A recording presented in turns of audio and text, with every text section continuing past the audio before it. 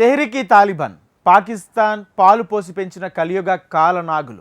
ఆఫ్ఘన్లో తిష్ట వేసిన సోవియట్లను తరిమేందుకు తాలిబాన్లను తయారు చేశాం. మేం తయారు చేసిన వారి అమెరికాను నాటోను కూడా ఓడించారంటూ పాక్ నాయకులు అప్పట్లో మేసాలు మెలేశారు. ఇక తాలిబాన్లు ఇండియాపై దృష్టి పెడతారని బెదిరింపులకు దిగారు. కానీ వారి అంచనాలకు తిరగబడ్డాయి. ఎవరు తీసుకున్న గోతులో వారే పడినట్టుగా తాలిబాన్ల గురి చివరికి పాకిస్తాన్ వైపే తిరిగింది. ముఖ్యంగా తాలిబాన్ల దగ్గరున్న అమెరికా అడ్వాన్స్డ్ ఆయుధాలు ఇస్లామాబాద్ను వణికిస్తున్నాయి. తాజాగా ఆయుధాలను స్వాధీనం చేసుకోవాల్సిందిగా ఐక్యరాజ్య సమితికి మొరపెట్టుకుంది పాకిస్తాన్. ఇందుకు తాలిబాన్ల ఆయుధ వ్యవస్థలు చూసి పాకిస్తాన్ ఎందుకు భయపడుతోంది? ఆయుధాలను ఐక్యరాజ్య సమితి స్వాధీనం చేసుకోవడం అసలు సాధ్యమేనా? ఆఫ్ఘనిస్తాన్ తాలిబాన్లు పాకిస్తాన్ వెంటాడుతున్నారా? టీటీపీపై ఐక్యరాజ్య సమితికి పాక్ ఫిర్యాదు అందుకేనా? A concerted campaign is needed to recover all weapons from terrorist groups like the TTP. తాలిబాన్ల దగ్గరున్న అమెరికా డేంజరస్ వెపన్స్ ఏంటి? తెహ్రీకి తాలిబాన్ పాకిస్తాన్. సింపుల్ గా షార్ట్ కట్ లో చెప్పాలంటే టీటీపీ. పాకిస్తాన్ ఎంచుకున్న ఉగ్రవాద వ్యూహంలో ఈ సంస్థ కూడా ఓ భాగం. సరిగ్గా 3 ఏళ్ల క్రితం ఈ సంస్థ గురించి పాక్ పాలకులు గొప్పగా చెప్పుకున్నారు. ఆఫ్ఘనిస్తాన్ లో తిష్టవేసిన సోవియట్లను తరిమేందుకు తాలిబాన్లను తయారు చేశాం. మేం సిద్ధం చేసిన వారే అమెరికాను నాటోను కూడా ఓడించారంటూ ఆ దేశ నాయకులు మీసాలు మేలేశారు. ఇక తాలిబాన్ ముఖలు ఇండియా పైన దృష్టి పెడతాయని బెదిరింపులకు తెగబడ్డారు. కానీ వారి అంచనాలు తిరగబడ్డాయి. ఎవరైతే తమ శత్రువు అంతు చూస్తారని సంబరపడిపోయారో వాళ్లే ఇప్పుడు శత్రువులయ్యారు. పొరుగు దేశాల్లో రక్తపాతం సృష్టిస్తారనుకుంటే పాకిస్తాన్ని రక్తసిక్తం చేస్తున్నారు. దీనంతటికీ కారణం పాక్ మద్దతునిచ్చిన ఆఫ్ఘన్ తాలిబాన్లతో తెహ్రీకి తాలిబాన్ పాకిస్తాన్ గ్రూపు చేతులు కలపడమే. సింపుల్ గా చెప్పాలంటే పాకిస్తాన్ పాలు పోసి పెంచిన కలియుగ కాలనాగులు ఇప్పుడు ఆ దేశాన్ని కాటేస్తున్నారు. అందుకే తమను కాపాడాలంటూ ఏకంగా ఐక్యరాజ్య సమితిని వేడుకుంటోంది Islamabad. Pakistan is particularly concerned at the acquisition and use of modern and sophisticated small arms by terrorist groups such as the Tehreek-e-Taliban Pakistan, a UN-listed terrorist organization.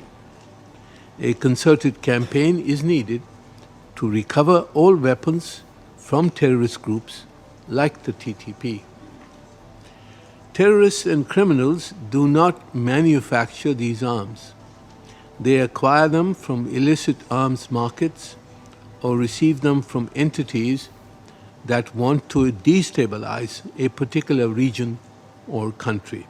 ఈయన పేరు మునీర్ అక్రమ్. ఐక్యరాజ్య సమితిలో పాక్ రాయబారి. తెహ్రీకి తాలిబాన్ పాకిస్తాన్ వంటి తీవ్రవాద గ్రూపులను నిరాయుధులను చేసేందుకు కాంక్రీట్ క్యాంపెయిన్ ప్రారంభించాలనేది మునీర్ అక్రమ్ డిమాండ్. ఉగ్రవాద గ్రూపులు ఆధునిక ఆయుధాలను సేకరించడం, వినియోగించడంపై తమ దేశం తీవ్రంగా ఆందోళన చెందుతుందని కూడా తెలిపారు. ఆ గ్రూపుల దగ్గరున్న అన్ని ఆయుధాలను తిరిగి స్వాధీనం చేసుకునేందుకు సంఘటిత ప్రచారం అవసరమని పేర్కొన్నారు. అలాగే ఈ ఉగ్రవాద గ్రూపులు అధునాతన ఆయుధాలను ఎలా సేకరించాయనే దానిపై విచారణ చేపట్టాలని కూడా కోరారు.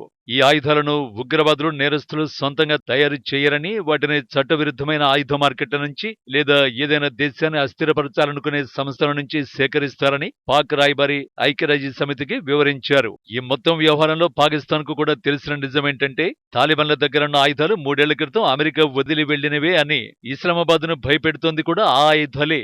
తాలిబాన్లు కాబూల్లో అడుగుపెట్టినప్పటి నుంచి మేం మారాం, ఇది పాత తాలిబాన్ కాదు, సరికొత్త తాలిబాన్, మా గత తప్పుల నుంచి నేర్చుకున్నామంటూ అదే పనిగా చెబుతూ వచ్చారు. కానీ కాబూల్ వీధుల్లో వారి సైనికులు సాధారణ ప్రజలపై చేస్తున్న దౌర్జన్యాలు చూసినా, వారి నిర్ణయాల గురించి తెలుసుకున్నా వారి ప్రవర్తనలో ఏమాత్రం మార్పు రాలేదని అర్థమైపోతుంది. ఒక చోట మాత్రం స్పష్టమైన మార్పు కనిపిస్తుంది. అది ఆయుధాల్లో. అగ్రరాజ్య అధ్యక్షుడు బైడెన్ నిర్ణయాలతో తాలిబాన్లు మరింత శక్తిమంతులుగా మారారు. ఈసారి వారు ఎక్కడైనా ట్విన్ టవర్ల తరహా దాడి చేసినా వారిని అంత తేలిగ్గా అధికారం నుంచి తప్పించలేరు. ఇప్పుడు వారి వద్ద సుమారు 167 హెలికాప్టర్లు, విమానాలు ఉన్నట్లు తేలింది. ఇవి శాటిలైట్ ఫోటోల ఆధారంగా తేల్చిన లెక్క. ఇక హ్యాంగర్లలో ఉన్న వాటి లెక్క తెలియదు. తాలిబాన్ చేతికి వచ్చిన వాటిలో MD-530 హెలికాప్టర్లు 33, UH-60 బ్లాక్ హ్యాక్ హెలికాప్టర్లు 3, MI-17 హెలికాప్టర్లు 32 ఉన్నాయి. ఇక AC-208 విమానాలు, A-29 తేలికపాటి యుద్ధ విమానం, C-130 హెర్క్యులెస్ రకం 3 విమానాలు ఉన్నాయి. వీటిలో కొన్ని కాందహార్ విమానాశ్రయంలో ఉండగా మరికొన్ని ఉజ్బెకిస్తాన్ లో తర్మీజ్ ఎయిర్ బేస్ లో ఉన్నాయి. మరోవైపు C-130 రవాణా విమానాలు భారీగా ఉన్నట్టు పలు నివేదికలు చెబుతున్నాయి. సాధారణంగా వీటిని బలగాలు, ఆయుధాల రవాణాకు వాడుతూ ఉంటారు. గతంలో ఈ రకం విమానాలను పాకిస్తాన్ బాంబర్లుగా మార్చింది. 1965లో భారత్ పాక్ యుద్ధంలో మన దేశంపై దాడికి వాటిని ఉపయోగించింది. ప్రత్యర్థులపై భారీ బాంబుల్ని జారవిడిచేందుకు వీటిని వాడే అవకాశం ఉంది. కాబూల్ ఆక్రమణ మొదట్లో చాలా దాడుల్లో తాలిబాన్ల దగ్గర కేవలం బైకులు, సైకిళ్లు మాత్రమే ఉన్నాయి. కానీ చివరికి వచ్చేసరికి వారికి వేల కొద్ది వాహనాలు దొరికాయి. 2003-16 మధ్యలో అమెరికా భారీ సంఖ్యలో అత్యాధునిక ఆయుధాలను ఆఫ్ఘనిస్తాన్ కు తరలించింది. వీటిలో 3,58,530 వివిధ రకాల తుపాకులు ఉన్నాయి. 64,000 మిషన్ గన్లు, 25,327 గ్రెనేడ్ లాంచర్లు, 22,174 హంవీ వాహనాలు ఉన్నాయి. 2014లో నాటో దళాలు ఆఫ్ఘన్ రక్షణ బాధ్యతల్ని ఆ దేశ సైన్యానికి అప్పజెప్పేశాయి. ఈ క్రమంలో మరిన్ని ఆయుధాలను అక్కడకు చేర్చింది. 2017-21 మధ్యలో 20,000 M16 రైఫిల్స్, ఆ తర్వాత 3,598 M4 రైఫిల్స్ వీటిలో ఉన్నాయి. మరో 3,012 హంవీలను తరలించింది. తాలిబాన్లు తయారు చేసిన అతి శక్తివంతమైన దళం పేరు బద్రి 313 ఫోర్స్. అమెరికా నుంచి చేజిక్కించుకున్న ఆయుధాలు, ఇతర రక్షణ కవచాలు వీరి వద్దకు చేరే. కాబూల్ వీరి ఆధీనంలోనే ఉంది. వీళ్లు సైన్యం మాదిరిగానే యూనిఫామ్, బూట్లు, tactical radio, body armour, tactical knee pads, Humvee వాహనాలను వాడుతూ కనిపించారు. ఇవన్నీ అమెరికన్లు వదిలేసిన మోస్ట్ అడ్వాన్స్డ్ ఆయుధాలే. వీరి వద్ద నైట్ విజన్ గాగుల్స్ కూడా ఉన్నాయి. కాబూల్ ఆక్రమణ తర్వాత హాలీవుడ్ మూవీ స్టైల్లో వీడియోలు, ఫోటోలు తీయించి ప్రచారం చేసుకున్నారు తాలిబాన్లు. తాలిబాన్ల ఈ సంబరాలనే మొదట్లో ఇస్లామాబాద్ కూడా చేసుకుంది. అప్పటికి వాళ్లకు తెలియదు ఏదో ఒక రోజు తాలిబాన్ల గురి తమ వైపే తిరుగుతుందని. అయితే 3 ఏళ్ల క్రితం ఒకరికొకరు సపోర్ట్ చేసుకున్న తాలిబాన్లు పాకిస్తాన్ మధ్య ఎందుకు చెడింది? అది తెలియాలంటే టీడీపీ హిస్టరీ తెలుసుకోవాలి. ఆఫ్ఘాన్, పాకిస్తాన్ మధ్య మిత్రత్వం శత్రుత్వంగా మారడానికి కారణమైన టీటీపీని 2007లో స్థాపించారు. ఇది ఆఫ్ఘన్ తాలిబాన్లతో కలిసి పనిచేస్తోంది. 2021లో ఆఫ్ఘనిస్తాన్ నుంచి అమెరికా, నాటో బలగాలు వెళ్లిపోయాక ఇది బలపడింది. టీడీపీ అధినేత నూర్ వలీ మెహసూద్ ఆఫ్ఘన్లోనే తిష్టవేసి తన కార్యకర్తల్ని నడిపిస్తున్నాడు.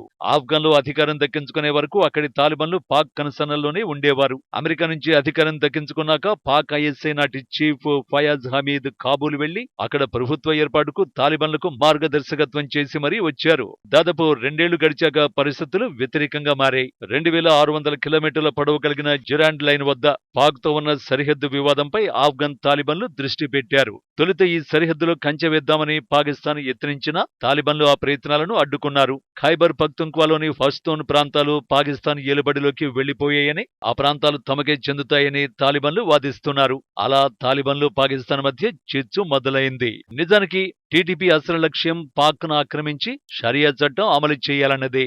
ఈ క్రమంలోనే బలం కోసం ఎదురుచూస్తూ వచ్చింది. ఎప్పుడైతే ఆఫ్ఘనిస్తాన్లో తాలిబాన్లు అధికారం చేపట్టారో అప్పుడే టీడీపీకి 1000 ఏనుగుల బలం వచ్చింది. అక్కడ మొదలు పాకిస్తాన్పై దాడులు చేస్తూనే ఉంది. Pak institute of piece studies లెక్కల ప్రకారం 2020 ఆగస్టు నుంచి ఇప్పటి వరకు దాదాపు 500కు పైగా దాడులు జరిగాయంటే పాకిస్తాన్పై టీడీపీ యాక్షన్ ఏ రేంజ్ లో ఉందో అర్థం చేసుకోవచ్చు. పాకిస్తాన్ తాలిబాన్ల వివాదాన్ని పక్కన పెడితే తాలిబాన్ల దగ్గర ఉన్న అమెరికా ఆయుధాలను ఐక్యరాజ్య సమితి స్వాధీనం చేసుకోగలదా అన్నది అసలు ప్రశ్న. ఈ ప్రశ్నకు సమాధానం అంత ఈజీ కాదు. ఎందుకంటే అక్కడ ఉన్నది తాలిబాన్లు. వాళ్ళు ఎవరి మాట వినే రకం కాదు. సింపుల్ గా చెప్పాలంటే పాకిస్తాన్ చేసిన పాపానికి శిక్ష అనుభవించాల్సిందే.